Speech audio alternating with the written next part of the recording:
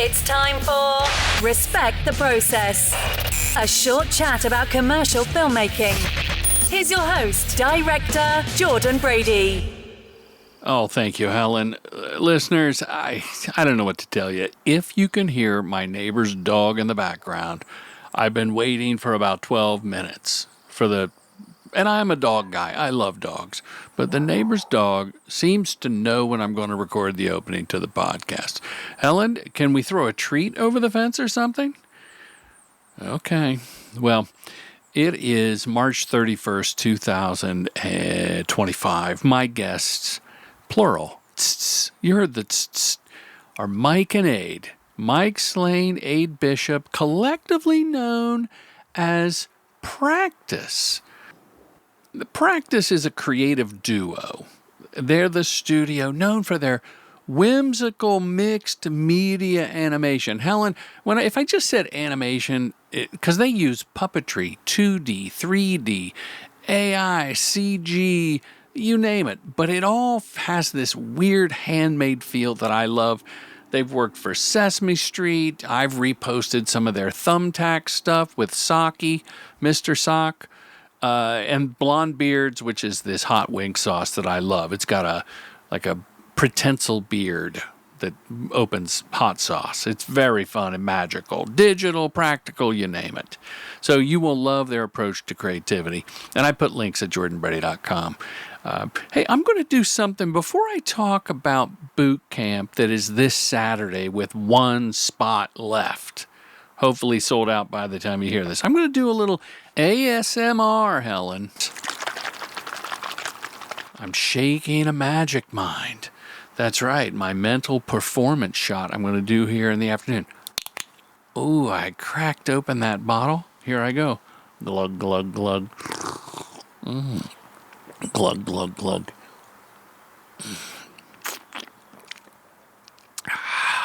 Oh, man. What I just did, I just used their magic formula. I just drank out of one shot some Lion's Mane Bayacopa Cognizant for the mental performance. I'm not going to have any stress because I got that ashwagandha and turmeric in my system. Some other stuff I can't talk about, but the calm energy of ceremonial grade matcha. And for my vitality, all sorts of vitamins. Go to the link that I put in the notes. The productivity hack is at magicmind.com/Brady40. You use that code Brady40, you're getting 40% off a subscription. Now, this is available for only the first 10 orders, so you better hurry. If you have any problems, you DM me or write me at jordan@commercialdirectingfilmschool.com. magicmind.com/Brady40. You know, I'm a grandpa and an influencer, so I'm what you call a grandfluencer. I've cut out the afternoon cappuccino, Helen. I'm down to like a cup of coffee in the morning, a Magic Mind. Now, this is in the afternoon. I did the kicker because I'm going to a filmmaker forum that by the time most of you hear this, it will have happened. Ryan Koch and Tony Franklin put this on. They must have been high on some weed when they asked me to be a guest host. Or not a guest host, I'm a guest speaker. So I'll be there tonight. And so I do the afternoon kicker, like on shoots, film shoots and things like that. Boot camp will be sold out hopefully by tomorrow. It's never gone this late with one spot left, week of. So someone's going to grab it. Go to commercialdirectingfilmschool.com. Next week, I'll be talking about the Filmmaker Retreat because I'm pretty sure this is going to be the last boot camp of the year, at least in L.A. anyway. There may be one in a foreign land, depending upon the tariffs. Do the tariffs hit you, Helen, being British? No? I got to tell you, everyone, it's been super slow. You're not the only one. I rang the bell the other day. I've had a couple of small projects, but my first, what I call authentic, real, let's go make commercials shoot, just booked last week, and I am super excited about it. But what we have to do is we have to hang in there. We have to know that There's going to be work coming, and we have to remember why we became filmmakers in the first place. Go practice your craft.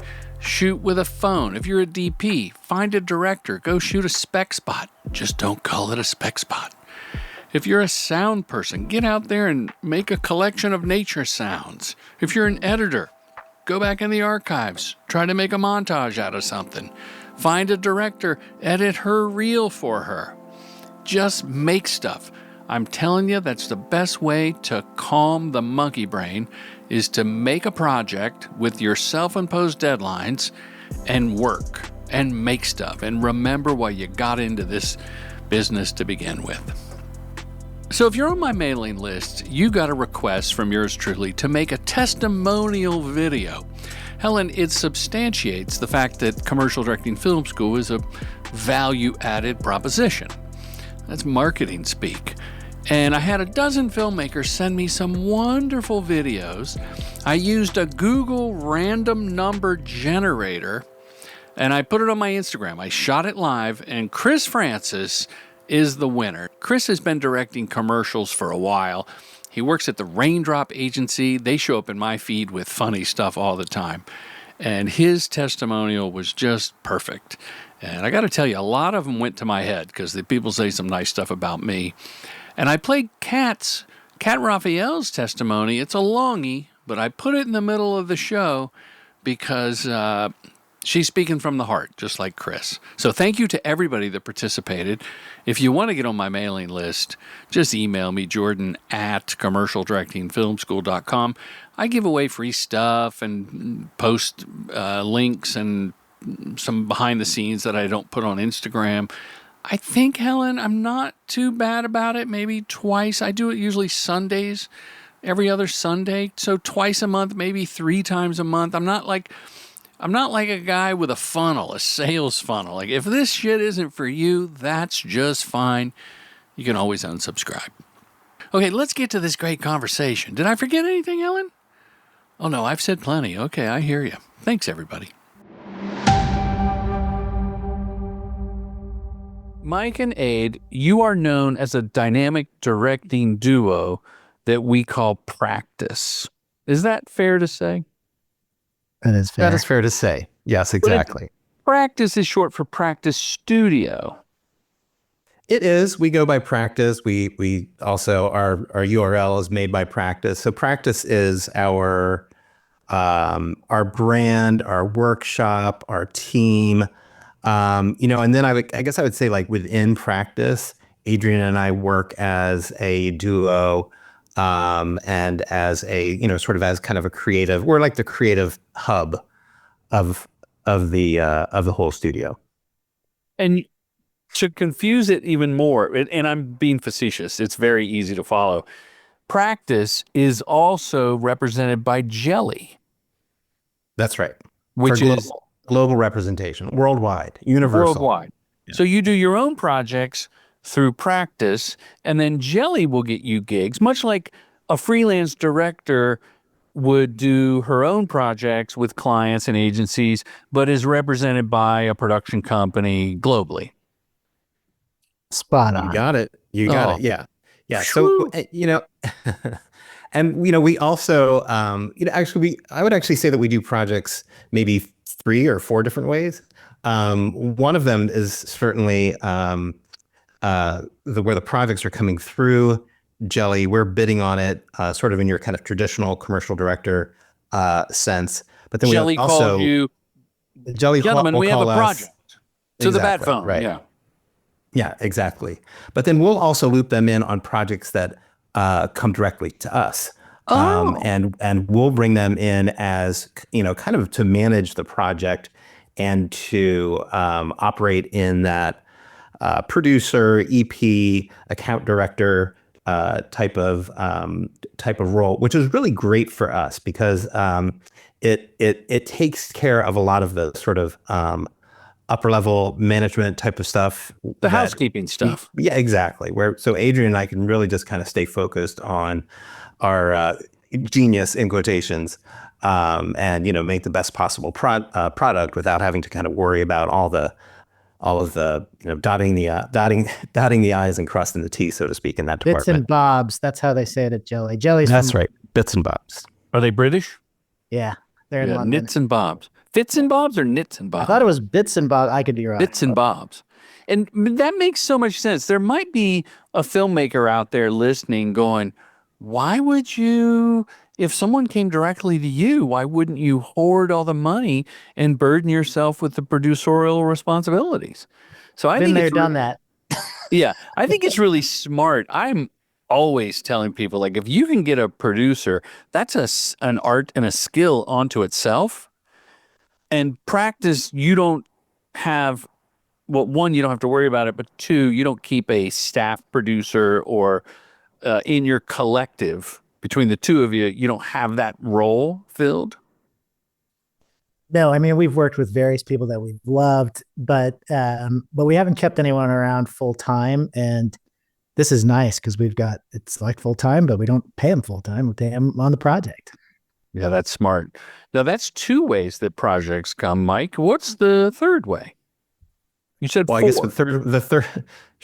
the third way would be where we're handling the project start to finish just through our own team, not producing it in coordination with Jelly. And those tend to be sort of on the smaller side, I suppose, where it just doesn't make sense to bring kind of a larger team to bear on the project. Right. And there's a fourth way. Oh, is there a fourth way? You said four. I think there's a Four. fifth way, but not a fourth. Let's go skip four, go right to five. I think we'll just keep it at the three. Okay.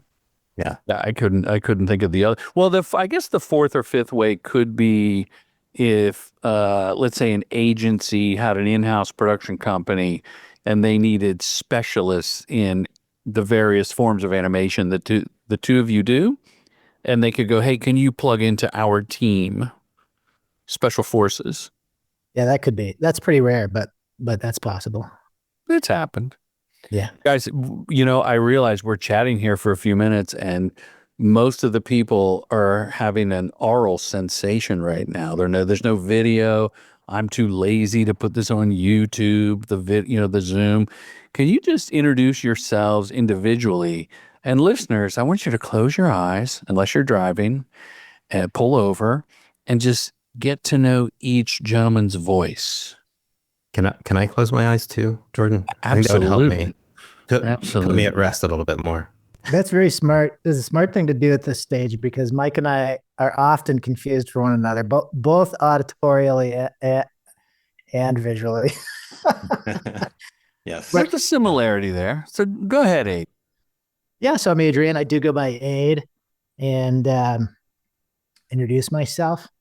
Well, I was raised by hippies in the woods of Oregon in the 1970s. So I've got, nutritional yeast and tofu in my blood. That's fair. That's what they did back then. Mike? Actually, he still has some nutritional yeast kind of on his person a little bit here and there. Yeah. I guess that's me. That's dandruff. Maybe. And I guess I'm Adrian's doppelganger, lost sibling in the wilderness. I'm Mike Slane, and I am one half of Practice, and I am also a creative director and a commercial director along with Adrian. And I was not raised in a hippie commune in the woods of Oregon, but I was raised in a utopian village outside of Washington, D.C. And it was like a planned community, and it really was sort of founded around kind of these like utopian ideas. And I think it's interesting. Like Adrian and I kind of connect over this, and it's a little bit part of our sort of origin story and how we ended up working together. Which was initially we were both producing, or rather directing and producing, short films for Sesame Street, and that was really kind of like the spark of bucket list right there for me. Sure, yeah. Yeah. But you were hired independent. You were working independently of one another for Sesame Street. That's right. Yeah. Okay. That's right. That's right. So we've known each other for years, but have only been in a like a business partnership over the last few years. And we would get together, every month or so and have lunch, walk our dogs. And we happened to both be just recently, I think we both had recently finished up a project for Sesame Street, and just loved the process and the spirit of it and the energy of it and the kind of do-goodery of it. And we just thought, this is awesome. Like, can we just kind of bring this sort of spirit into our commercial work? And that's basically how our partnership was formed, how practice was formed. We've gone on to direct many subsequent pieces for Sesame Street, short films like B is for Birds, The Number 4. I was going to ask if you had a favorite number, 13. favorite letter you worked with. I heard 8 is very difficult to work with. We won't do 8. No one wants to do 8. No. But now, wait a minute, because somebody's listening right now going, Jordan, did Mike and Aid then have to split the fee by becoming a team doing the same work? Wow. Yeah. Aid's nodding. You're nodding his head. Yeah. That's yeah, right. we did. I mean, and the way that we do that really is we don't do all the same tasks. We don't have the exact same skill sets. And so For instance, what are the differences? Well, if okay, let's say we're going through a regular pitch process, we'll get a deck and we're going to create a treatment. So Mike will write like treatment verbiage, overview kind of stuff, and he'll gather images for a mood board and stuff like that. If we need to kind of create some of our own images, a lot of times I'll jump in and be making images. We use 3D sometimes to pre-visualize or make some images that we don't have. If there's a script to be written, because sometimes we write as well as direct. So I'll write the script, but we're collaborating on ideas and all that stuff. So, Mike's more like he's got the design chops. He's more like he's got the designer stuff, and I'm more of a writer. So, in terms of the treatment, that's kind of, we do different stuff. Right.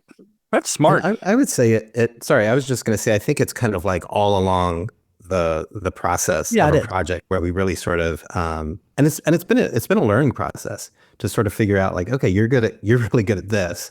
And this is my strength. And I think it's definitely kind of a work in progress of kind of, figuring out sort of who does what best, because we really are quite similar in our just sort of like personalities and sensibilities, but then in terms of where our skills lie, they are in kind of some different areas. And fortunately, they really both, I would say, sort of like complement one another, but then also lie in some different areas. When we're on set, because a lot of the stuff we do is mixed media. So we'll shoot either actors or props live on set.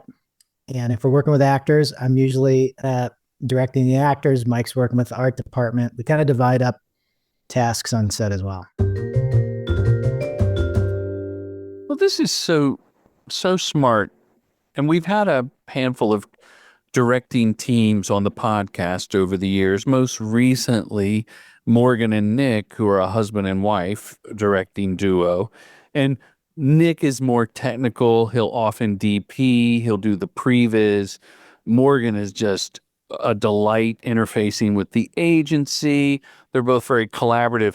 And I would say that their roles are more delineated consistently job to job.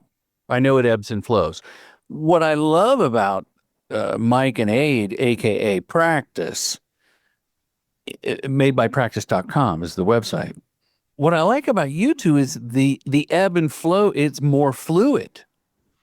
And that's probably influenced by the type of projects you get, because it is animation, stop motion, computer generated stuff. We won't even get into AI. No. And so, and the other thing is you're more, it sounds like you're more representative of what we would see at an agency where there's a traditional copywriter, art director marriage. Mm. And this is a question now, after that long ramble. Some of the work, when people come to you directly, are they clients, like client direct, that as we would say? Where they're looking for you to ideate and execute, because animation is a little more, not ephemeral. What's the word I'm looking for? It's just less concrete for someone to visualize. If you tell me, come up with something, come up with a spot with an actor on a motorcycle, I have the sandbox is defined. If someone comes to you and they go, it's like, we want a character that looks like a stomach with diarrhea, come up with something. Well, we got something for you. Exactly. I mean, so the direct client we worked with kind of recently, well, that's not the first one, but or the most recent, but I'm thinking of Blonde Beards. Well, I was going to sing the Blonde Beard theme song. They're a hot sauce, company, and they just really a pretensile beard. I don't know the words, but I know that's the vibe. That is the vibe. It's sexy. And they came to us and said, we just want you to go nuts. And we brainstormed probably 20 different ideas on a whiteboard, all of them extremely insane. And then we narrowed that down to about 6. I wrote 6 scripts for them. We pitched those to them. They picked 3. We storyboarded those out, and then we went and shot those. So yeah, in that case, we were everything. We were concepting, writing. You were the agency, the production company, the post house. We brought in the mix. We had production support with the local team here in Colorado. So they did the producing. They had the team for the shoot. They did the post. Ragtag group of hippies. Yeah. No, it's a good team. It's called Futuristic Films here in Denver. Yeah. I think a lot of times with animation too, it kind of varies. I think sometimes like clients might come, they might come with a sort of like a fully baked storyboard. Quite often they do. But then I think one of the things that's kind of interesting in the process is a lot of times I'll also have done quite a bit of research on what the style is, kind of like what the vibe is that they are interested in.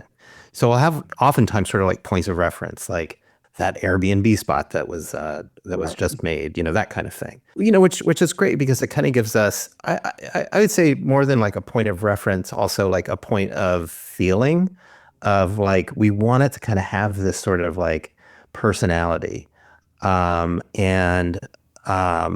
then like our job is to kind of like take the ball and run with it like not run out of the scrimmage lines, but kind of run in our own way, and both ways of working, where one is like totally wide open and the other is more prescriptive, are both great. I think we both really enjoy kind of having it's nice to have boundaries sometimes.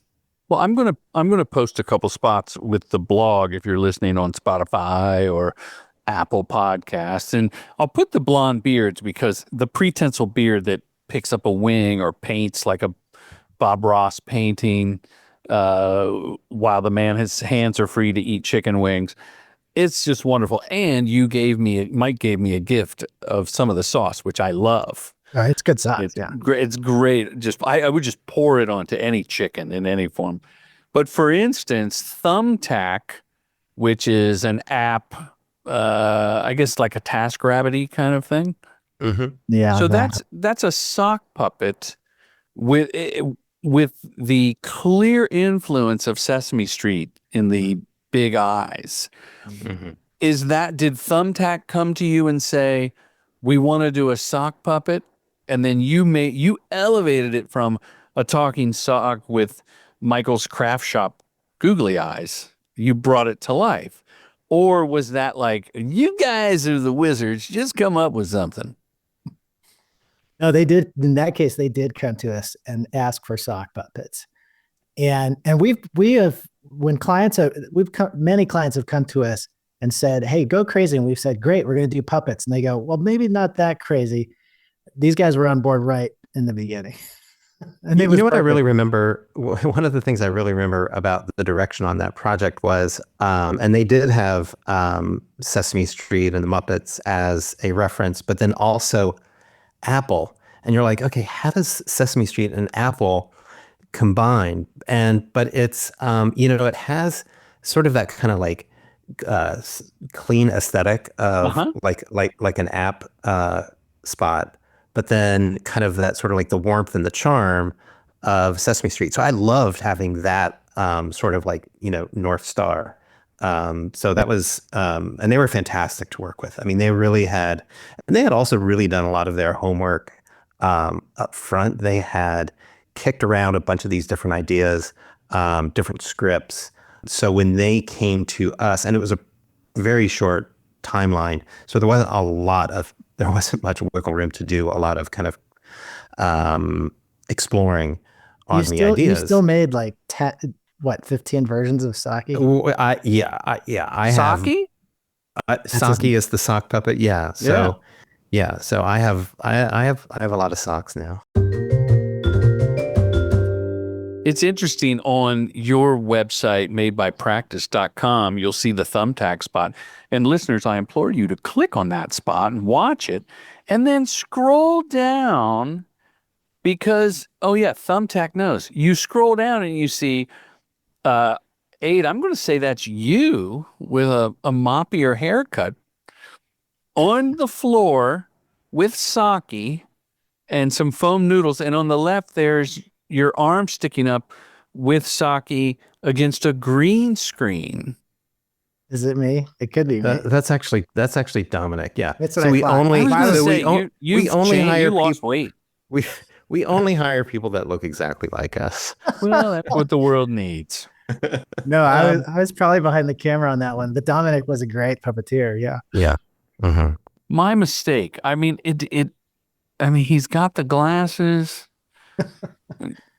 It's the pigeon theory of but it makes so much sense, and it seems like this was an economical shoot. Yeah. Why green screen? Well, there's some gags in there. We got falling boxes and popcorn flying and drips of water and a couple of different locations. They wanted, inside the living room, inside a garage. These are just they just didn't have the budget for us to have the time to move locations and stuff. So we just did it all, shot it all in a small studio. Right, but I would argue that even if you had all the money in the world, green screen would be better for the gags. Yeah. It's better for the gags, but also one of the reasons. So and we kind of brainstormed on this in the beginning. Like, do we just build like the actual set, the actual like garage or the living room that Saki is in? And pretty early on, we decided, no, let's make the background 3D so that we can have so that we can be a little bit more like nimble. You know what I mean? Like we could still build the set. We still built the set, but it wasn't real. We That's right. Put in the right colors and the right props and all that stuff. Mm-hmm. And shot it separately to put it in. No, we built it in 3D. Oh, gotcha. That's what a wonderful bunch of arrows you have in your quiver that to mix. And that's one of the things I like about your work is the mixture of the media, the tactile. Hey, I feel that they really are puppeting these things with the heightened elements of CG. Yeah, we learned early on that, especially working with practical stuff, we only had to do maybe 60, 70, or 80% practical. And then no one questions any of the other parts. It just all feels practical. After a certain point, you just kind of fall into it and you think it's all practical. Well, there's a spot. Oh, well, tell me about the mythology of recycling, Oh because yeah. it's like 2D paper props with again a puppet and a background that to me looks like paper sets, 2D paper sets. But now you're going to tell me that's all CG. That was a real mix. I can't even remember how we did some of that stuff. I think everything in there was photographed. Interestingly, there's a fish puppet in there Uh-huh. that we made out of felt. And then we decided it wasn't moving the way we wanted. So we reverse engineered it in 3D from the felt puppet that we'd already made. To look like felt. Yeah, and it looked like felt, and we could move it the way we wanted. But it's a real mix. I think most of the backgrounds in that one are photographed. Yeah, but that was a fun one. We wrote the song for that. So we've written songs for, the stuff we did for Sesame Street included writing songs. And so we've written songs for Sesame Street, for Peppa Pig on Nick Jr., for that spot. And then what is it? Care for Colorado. We wrote a jingle that ended up going pretty broad. Teachers were singing that one to their class. It's about how to take care of the environment in Colorado. Well, that feels good. It was cool. And you can pass on any of these questions, Ade and Mike. When you write a song, I would imagine it's work for hire with Sesame Street. It is. Right? It's just you're on the clock, we own it. There you go. Well, is that the same with a commercial? With a commercial, no, you still have to you still have to kind of negotiate the rights and do usage fees and all that stuff. Yeah. That's cool. So so then we an become extra revenue stream. Yeah, exactly. We've got our BMI registration or whatever it is. It's like another gig. I think one of the reasons. Sorry, I was just going to jump in and say, I think on the music note, I guess I sort of think of it like a lot of times, like filmmakers will work with sort of a what do you call it? They'll have music in their rough edit that they're just working with, famously, like 2001: Space Odyssey, Stanley Kubrick. That was the music that Kubrick was working with when he was editing. So really, like early in the process, Adrian and I will just kind of riff on like what the lyrics are or what the vibe is, like on the How Far Is Away, the Recycling Myth project. We were like, yeah, it's got this like kind of like Django Reinhardt kind of like, sort of like jangly kind of like feel to it, oh baby, I'm sorry I left you, but I'm going my own way or whatever. And, it kind of gave it this sort of like flavor. And as you can hear from my beautiful voice, it would be a bad idea for us to actually record ourselves singing these things. So, we'll kind of like pass off our sort of awful kind of like demo to like to an audio house or musical partners, and then they'll just sort of like take it and run with it and do things that we just like couldn't even imagine. Music is definitely a big part of our process and kind of our DNA. That's wonderful. Yeah, I have 80s hair metal bands in every comedy spot. You give love a bad name, but it never makes it. And music is so subjective that when you nail it in the pitch phase, it really. Well, you mentioned like a North Star when a client knows that they want a sock puppet. I think when you nail the music and you're working with a client or an agency and they're like, yes, that's exactly what we thought. Everything starts to gel around the track. And you need not go any further than Instagram or TikTok to see where people have put different soundtracks under old movie clips. Like there's a Chuck Norris, Bruce Lee, the famous square off in a Bruce Lee film. Enter the Dragon. Yeah. And Enter the Dragon. And when you put a love song under it, or Kenny G or something, it takes on a whole new meaning without changing the edit. Right. So that's fun Yeah. that you have both the skill set and the artistic talent to create the music. I love that. I'm envious. I think sort of for better or for worse, we're not afraid to kind of do anything in our projects yet. Have we done any stunt work, like physical stunt work yet? I think maybe that's next. Stunt puppets. Yeah, it's stunt puppets. Oh my gosh, such a great idea for our next project. I did a very practice-like spot years ago for a Happy Meal with chicken nuggets, where the kids made an Evel Knievel out of a nugget. It was called Stunt McNugget. And we tried to have everything organic to boys playing in the living room. So the helmet was like a Evel Knievel helmet and a cape on a chicken McNugget. And they had a straw through it and it went through the air and you see the kid's hand, a cloud background they made out of construction paper, very like left-handed practice. Yeah. Where everything was intentionally not that good. And it was so much fun. But I mean, it was the kids that brought it into my world. Like it was an anomaly that was the bit. Hey everybody, my name is Kat Raphael and I am a commercial director that specializes in kids commercials and working with kids. And I am hopping on here to talk to you a little bit about Commercial Directing Bootcamp with Jordan Brady. So I don't know if you've heard of him before or if you're at all familiar with him. I've been working in the industry for 29 years now, but I'm relatively new to directing. I've only been directing for about 3 years. And there's a lot of stuff that you can second guess yourself or not maybe think you know as well when you're first starting out. And when that was the case, one of the things that I would do and use as a resource is Jordan Brady's podcast, Respect the Process. And I would go on there and I would listen to stories about treatments or how to pull things together or really what the right way to do things was and how to get kind of free advice.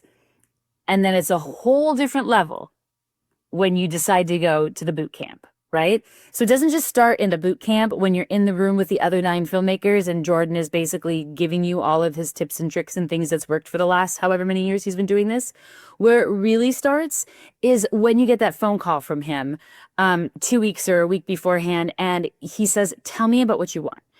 Tell me about what your goals are. Tell me about where you see your career going. And you have someone who you can really talk to and who can be a mentor and who can be an ally and who can cheer for you. And he does. He truly, truly, truly does. So you lay all that out for him. You show up. You get the chance to meet him in person. You get the chance to meet and work with all these other filmmakers. And you leave knowing that if you have questions or if you need to brainstorm or if you're having and hawing in something about something and you just don't know, you can shoot him an email. I have had the opportunity to talk to Jordan a couple of times since the boot camp itself, and he is so willing to give you his time and his energy because really, truly, it is with the most sincerity that he is cheering you on and he wants to see you succeed. And I believe that I am not a special case in that. Although I'm special, I am not a special case in that. That I know. Because he is so giving of himself. And it's a great opportunity. It's a great opportunity to grow and to learn and to get to know yourself better as a director and to get to be inspired by other people. Because sometimes truly all it takes is for someone to say, hey, you know what? You're doing great and I believe in you. And that is something that Jordan Brady will do for you. Because he does.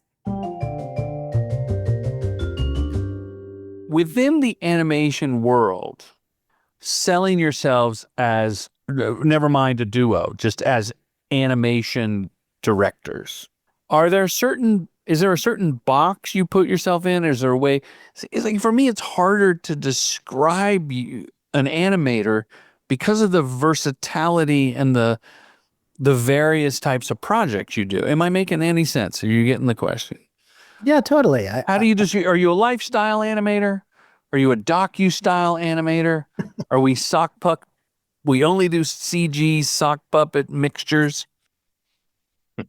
I mean, you're kind of asking a broad question that could touch on, what are the different techniques or styles of filmmaking that we No, use? not technique. I'm there are- asking. I'm Yeah. asking like, what box are you in when someone goes to look for a commercial director that they do animation? Yeah. What are the styles? Not so much how the trick is done. No, yeah. How would you say that, Mike? I mean, I think what I'm trying to say is we obviously do mixed media, right? And we love that because the different kind of medias that we reach out and grab and bring into the mix really depend on what the project is. And so we love that fluidity and that freedom that we talked about. But who we are, I think, is a little bit more about the sensibility that we bring, we've tried to articulate that in a number of ways, but in general, we've got, we like weird stuff that has joy at its heart. How have you been saying it recently, Mike? You said it well the other day. Yeah, I mean, maybe I said double rainbow utopia unicorn. Yeah. I saw you post that. I love that. Yeah, you posted that. Oh, did I? That's so funny.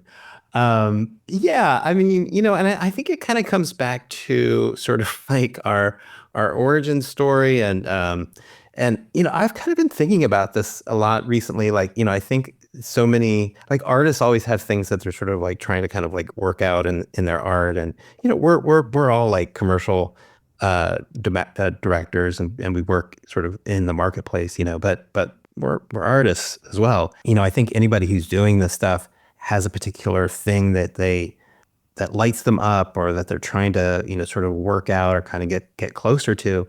And I think there is something in that kind of like utopian vision, sort of we were both brought up on kind of these like ideals of Sesame Street, that we really kind of connect to. And then we're also just kind of goofy, you know what I mean? So it's sort of like, it's sort of this like kind of goofy utopianism or something like that. Like, you're whimsical. Yeah. Good, Okay. Well, that's a compliment. no, I'm just saying you just summed it all up with one word. Well, that's this process. That's this conversation. Now, Yeah. I direct people, and I love behind the scenes of anything. I love your behind the scenes, even the photos I mentioned. And I started putting behind the scenes of directing people, and now I think LinkedIn and Instagram and whatever else you're on, I think it's now saturated. Like now I say like, God, I've been doing this for like 7 years. I've been putting behind the scenes. I've been paying someone. Now people are making and some of people have surpassed what I was putting out. Like, oh, that's how you use an armed car for a car shot. Like mine was just kind of like throw it up there. Now they're narrated and they've interviewed the creative director and they got the B-roll. My point is, I do think the consumers love seeing how the sausage is made. And with AI coming, and I've been talking about this a lot. Jake, who edits the podcast, like, Dad, you're talking to everybody about AI. Like, you got to stop it. But the cat's out of the bottle, right? It's here. Is that the expression? Cat's out of the bag is the genie. The genie's out of the bottle. The hot sauce is out of the The hot sauce is out of the bottle. So here's my long-winded question.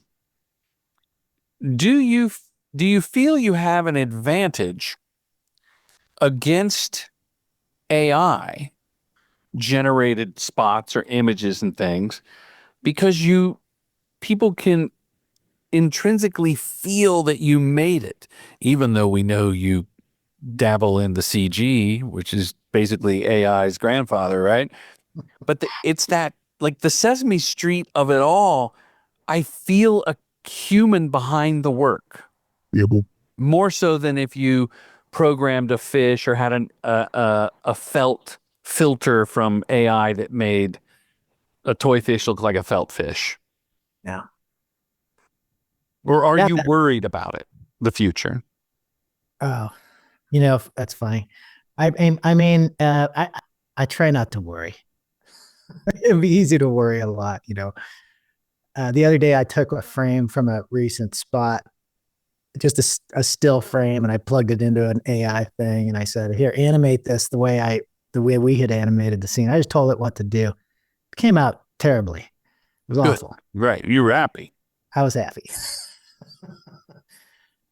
But yeah, that hand feel, that humanness, I think that you get when you feel the human being behind it.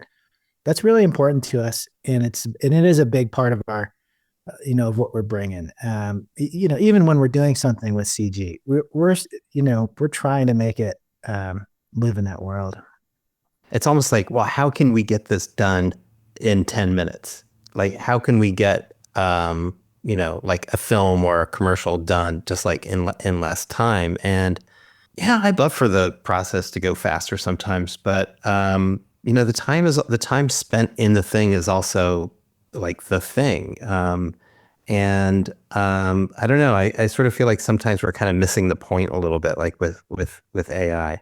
Like, for me, like if AI can improve what we're making, and we work with AI, kind of here and there, sort of like on the edges. I mean, we haven't really brought it into our process sort of in a big way. Yeah, I don't know. I mean, I guess I sort of feel like I got to be honest. I guess I'm going to be kind of a downer. Like I see a lot of the AI stuff that I see being posted is kind of boring. Like it's not all that inventive. But then you do see stuff that people are doing in AI that is really sort of like out of the box. Is like really kind of different. And hats off. Like make cool stuff with AI. Absolutely. But again, I think it's just kind of like, I think it's natural to sort of be looking for a shortcut in process. But for us, we're so much about process. I think it's kind of hard to kind of like short circuiting, like sort of what we do in a way. Amen. I had a conversation that may or may not have come out before this conversation we're having now with PJ Pereira, who has an ad agency, and he has another company that does AI. It's an AI-centric agency. And his thought was, I thought it was interesting, was that there's still going to be a world that loves what we all do, whether it's live action people and improv actors or puppetry and cutting out felt and gluing it on a wall. And I mean that as a compliment, just so you're clear. And that the AI will do the shortcuts for us because the need from advertisers is no longer 4 spots, it's 400 pieces of content, air quotes. So that he was hoping he can still work with people like us, but for the other 396 pieces of content that just have to be churned out or derivatives of what we make, that AI could handle that. And I thought that was a healthy, optimistic look. Mm-hmm. I've said it, I'm going to be like a glass blower or a blacksmith, just an artisanal filmmaker who you might have to go to like a theme park to see me direct. Like, oh, this is the old way. He's working with people. Exactly. Yeah. Well, you got to tell the AI what style you want. And when you do that, you're always telling them a style that some human made. It's still not it's called generative, but I don't see it generating. Ade, you nailed it. That was my next thing is your style. There could be some filmmaker inputting your style. They're uploading Saki. Sure. And that's where it gets tricky because all art is derivative in that we grow up with our influences. Yeah. You're of the school of Henson. Yep. And who did Henson, who did he grow up on? Punch and Judy? I don't know. So someone's always going to take from us and make the pastiche that is their own. Bruno Mars loves 80s funk and current sounds. He has his own sound. Tarantino. Those are my 2 go-tos, right, for music and film. They're they're a mashup. But AI is an in-your-face mashup. Like everything has, it's also biased towards a certain type. Like I see the same AI woman, regardless of her race. She's got the same face. I'm like, somebody's got to come up with a more human looking AI, or not. I don't know. I digress. I could go down that rabbit hole because it's not quite an existential crisis for me. Yeah. I use the tools in prep and in ideation, or, just ChatGPT as a partner. Are there any tools you use in developing ideas or prep, whether they're AI or not? Like any programs, you like a sketch pad, or do you like to literally cut shit out and film it? You do tests. It depends on the project. I mean, a lot of stuff. Yeah, we are just cutting stuff out, building it as we're designing it. But we both draw. I like to draw in Procreate. I think it's pretty quick on my iPad. I use that a lot when I'm coming up with Procreate. stuff. Yeah, Procreate. It's like a painting software on the iPad. I'm gonna check that out. And do you have a discount code for us? I don't know that. No. I'm kidding.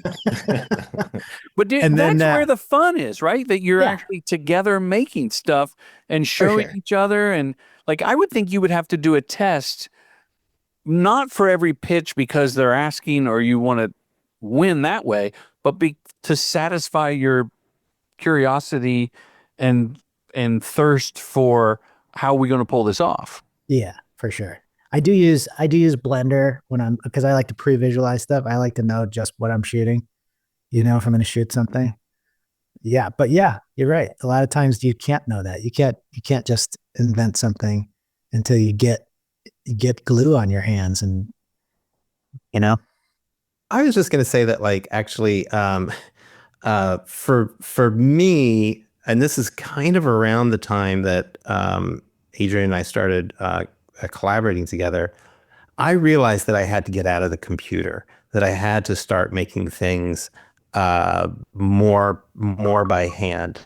When I was just doing it in the computer, sort of drawing in the computer and building models in the computer, I just wasn't kind of getting to something. So for me, it's really important that I draw on paper. I'm getting better at drawing on the iPad using Procreate. But I'm thinking of when we did shaping something out of clay. I mean, for me, it just has to get into the real world somehow. Yeah, we did a series for a plumbing company called Poopy and Friends, and love it. And Poopy was a plunger, right? Poopy the plunger. Yeah, he's a plunger. Is there a theme song? Oh yeah. Oh yes, there is.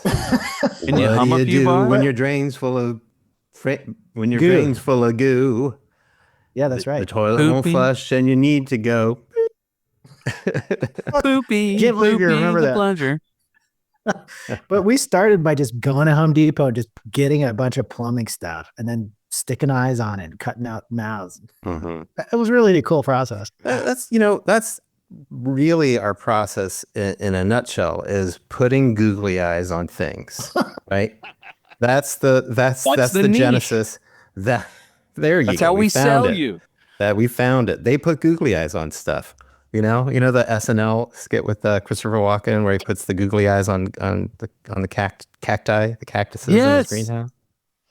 Yeah, that one really hits home. But actually, I mean, I think that's really kind of like, there's something there sort of like in the spirit for us of like just bringing characters to life. And I think what's so wonderful about like the process of taking like a big plumbing wrench and putting a couple of eyes on it is like, oh my God, it's Rita the wrench. It becomes this character. There really is like a big element of like play and experimentation in our work. And I think we definitely have a belief, sort of a philosophy, I suppose, that you get to the good stuff by kind of letting go and getting a little bit silly. I think when you're, and this kind of comes back to the point of, at least for me, of like having to get out of the computer, is, the computer is sort of like engineered to be like perfect, right? And so it's getting out of the computer and into like the messiness and into imperfection where cool things happen. So that's really kind of where we love to play. But then we definitely kind of like come back into the computer. We sort of like go out of the computer, get into the physical world, build stuff, and then we're not Luddites. We definitely we love working digitally. Anyway, that's where we go. To me, that's your sweet spot, is the polish of a computer aided project or outcome, a product, with the charm of the handmade and the googly eyes. Yeah. I love your aesthetic. I'm a fan. Thank you. Guys, is there anything I haven't asked you that you wanted to talk about? Anything I didn't ask I should have? I can't think of anything. Yeah, let me think here. Let me think of what we were going to talk about. Well, I know you're going to ask us what respect the process means. I've been sort of preparing my. I'm building up to that. Over the years, a few people have answered that you have to fuck the process. You have to screw the process. You have to disregard the process. And again, projecting into this conversation, I hear a little bit of that. Like and I think that's the renegade spirit of Sesame Street, where they just, people think Sesame Street and family and kid friendly and all that, but it really was subversive. They would talk about controversial things in a way that was palatable for the masses to hear and understand, whether it was, racism or gender equality. Like Sesame Street, when I was a kid, I didn't get it at the time, but looking back, I'm like, wow, they're very progressive and liberal. But back to the process, the play is kind of screwing the process. The play that you've described is disregarding any traditional process. And then you come back to it. I think what it does is it circumvents the kind of automatic desire to jump to a solution. And it lets something emerge that could be better. Yeah. Go ahead. Well, I was going to say, I think trying to think of the agency, maybe it's White and Kennedy, that their thing is it's like walk in stupid or like come in stupid or something like that. Basically, like come in with like all of your like dumb ideas, I don't know. I think that like we're just so, it kind of comes back to the AI thing. You know what I mean? Like we're so schooled and programmed to kind of like get it right the first time, you know what I mean? And don't fuck it up and get it done under budget and and have it sort of iron watertight first time. So yeah, I mean, I definitely think that there's some just kind of wonderful magic in the fuck ups, It's funny. I live for the happy accidents. And sometimes in prep or if someone sends me a project and I get to bid on it and it's challenged, not just financially, but how is the trick done? Like I'm working on something now and I had a solution and I was going to buy this mask. It's not available. It was perfect. I'm like, this is a slam dunk. This guy in Ireland has this mask. He died, right? So now I love being thrown the curveball to problem solve. I'm going to end up in the same place no matter what. It has to be this character. But you have that built into the system. You don't have to wait for something to be unavailable or unattainable. That's part of your process. Sniffing glue and cutting felt. which may be the name of this episode. I have to give a quick shout out, actually, if I can, to this professor I had back in art school many moons ago, and he had this saying, which was "design made difficult," and his whole thing was sort of putting intentional impediments, intentional sort of hurdles to the creative process to slow it down. Interesting. To be able to slow it down and insert a little bit of chaos into it so that you can sort of be ready for those happy accidents. Basically, engineering in more happy accidents. And that professor's name? Martin Vanesky. Professor Zaneski. Prof Z, they call him. Yes, the long reach. Shout out to Prof Z. That's right. Yeah. Well, gentlemen, it's come that time when we end the show and you each answer individually, unless you've collectively prepared an answer. The show is called Respect the Process. I'm going to start with Mike because he was thinking about it. What does that mean to you? I guess just, and I guess I would say is to have faith in the process, also to have faith that that you've got this, right? Faith that your best work is ahead of you, that it's a journey, you know what I mean? That it's not just kind of one and done, or that you're ever going to arrive at the finish line. So yeah, it's kind of what I got. Trust the process. Trust the process. Yeah. Mike, Aid? I really like your answer, Mike, and maybe I'll just paraphrase and steal it. But I love this idea that that we're obviously on a journey. The process is like a journey. Yeah, and go with it. I really like that. That's a great. I was gonna just. That's a great cop out, Aid. Yeah, thanks.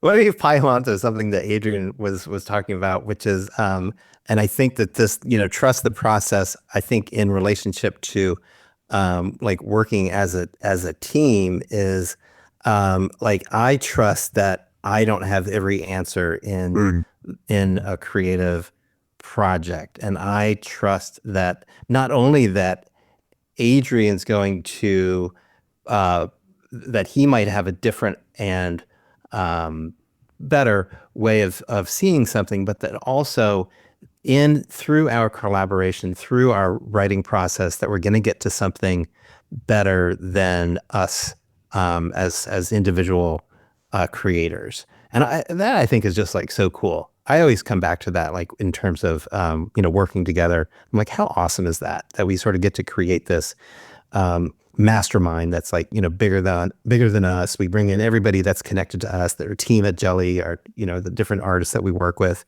and everybody contributes, and something just magical kind of comes out of it. I think that's so cool. Yeah, the whole is greater than the sum of the parts, as they say. And what's clear is that just like Hall and Oates, you make great creative works, but you're not really friends. It's just a business arrangement. I kid. Exactly. It sounds like you. How long have you been friends? We met when we were 4 10 years. No, just kidding. We've known each other longer than that. I think we've known each other about 15 years now. I think you're right, but we hated each other for a while, but then we became friends. No. Yeah. That's awesome. Well, guys, thanks for being on the podcast. Well, thank you, Jordan. It's long overdue because we made it wanted happen to have you on for a while. Well, Thanks thank for you. having us. Yeah, thanks so much for having us. Really appreciate it. Now, when we click on practice, it's going to take them to madebypractice.com. Cool. I think it'd be worth putting a link to Jelly for our global listeners. For sure. So that both of them can get to that would be great. Yeah, you can click through our site, I'm pretty sure. Jelly. We'll definitely supply you with that information as well. Thanks, guys. All right. Thanks a lot. Thanks, Jordan. Bye-bye. Awesome. Bye. Commercial Directing Film School's mission is to help filmmakers direct commercials professionally. With online courses and in-person boot camps, we demystify the process to get you to the next level, all taught by your accessible mentor, filmmaker Jordan Brady.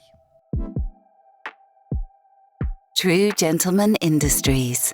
We make commercials.